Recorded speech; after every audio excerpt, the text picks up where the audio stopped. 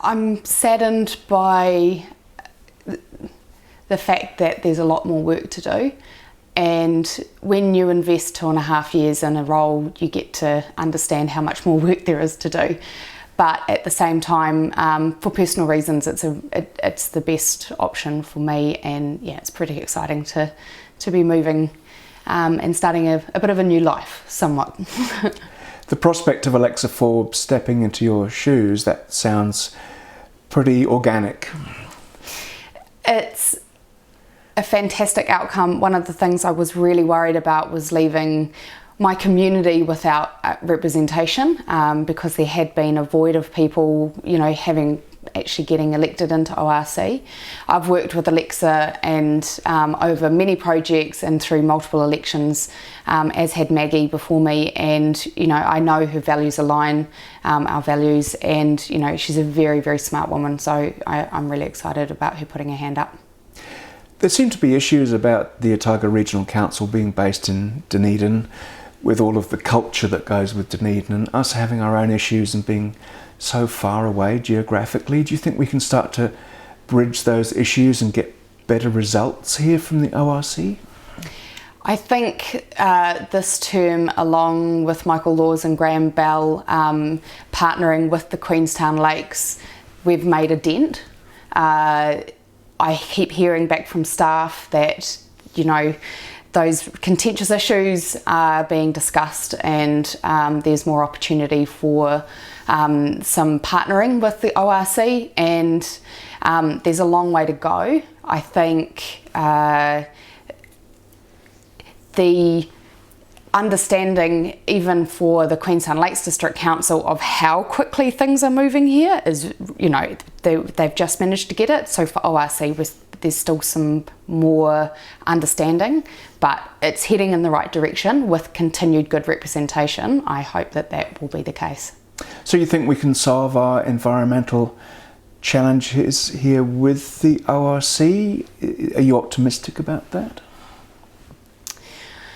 I'm optimistic that if we partner well and work collectively with the community, we can overcome some big hurdles. There is a lot of pressure on our natural environment here. I'm only partly optimistic that we're going to actually solve that problem no matter what we did. But we can only try our best foot forward, and that is certainly through partnership and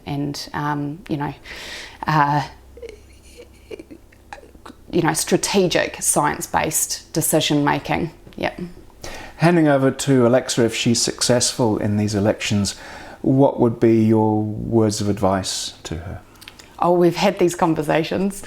She, as we said, the values align. She takes a very strong stance of grassroots, working with the community, having them lead and having council help to facilitate. Really also pushing the community to take that opportunity, and encouraging people to step up, because it's a hard thing to do. But she's great. She provides that inspiration, I think, and as she can keep doing that, she's doing a fantastic job.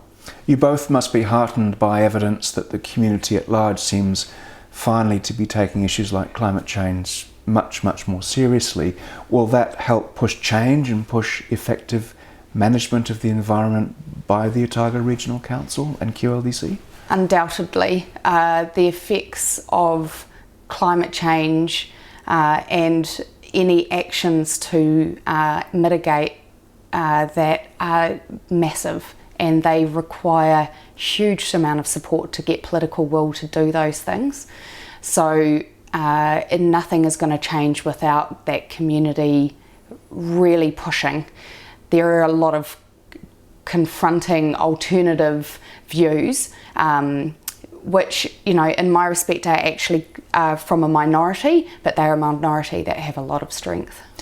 Will it be important for both ORC and QLDC to declare a climate crisis, or do you think that's window dressing? The statement of climate emergency, I think, sends a really strong message to the community. I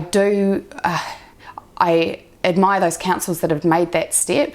I also hope that they are aware of what they're putting out to the community, which is saying, we're ready to be with you on this issue, and you've got to make sure you're ready.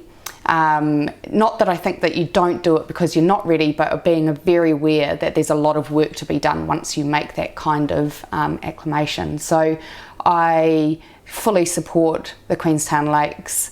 In particular, they've already got a climate strategy. Otago Regional Council aren't quite there yet. We still need a really strong push to realise that the Regional Council isn't just part about adaptation, which is what they really think that they primarily do. They are very much also a partner in mitigation.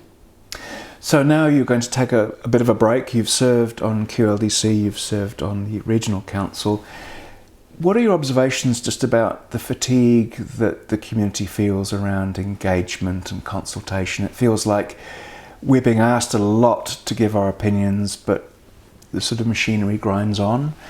Do you think there's a need for some sort of radical change in the way that we do things to combat that fatigue and scepticism? The fatigue is very real, consultation burnout, and I think there's massive opportunities here, both in terms of how we engage, but how that makes people feel.